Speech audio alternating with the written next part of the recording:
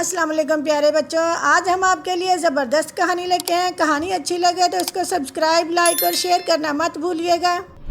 آج موسم برسات کا ایک پیارا سا اور خوبصورت دن تھا۔ ہلکی ہلکی پھوار برس رہی تھی۔ انسانوں کے ساتھ جنگل کے سبھی جانور بھی بہت خوش تھے۔ ایک مور خوشی کے عالم میں اپنے خوبصورت پر پھیلائے جنگل میں ناچ رہا تھا۔ یکایک اسے اپنی کرخت اور بھدی آواز کے ساتھ اپنے بدصورت پیروں کا بھی خیال آیا تو وہ ایک دم اداس ہو گیا۔ اس کا چہرہ زرد پڑ گیا اور آنکھوں میں آنسو بھر آئے۔ اس کی نظر ایک بلبل پر پڑی جو قریبی درخت کی شاخ پر بیٹھی گا رہی تھی۔ اس کی آواز سن کر مور نے خود سے کہا، اس کی آواز کتنی حسین ہے۔ انسان ہو یا جانور، سب ہی اس کی آواز کے دیوانے ہیں، لیکن میں جب بھی اپنی آواز نکالتا ہوں تو سب میرا مذاق اڑاتے ہیں۔ میں بھی کتنا بد نصیب ہوں۔ اسی لمحے جنگل میں ایک بزرگ نمودار ہوئے اور انہوں نے مور سے کہا، تم اس قدر اداس اور پریشان کیوں لگ رہے ہو؟ مور نے بزرگ کو دیکھا اور سسکیاں لیتے ہوئے کہا، میرا جسم کتنا خوبصورت ہے اور میرے پر تو بہت ہی حسین ہے، لیکن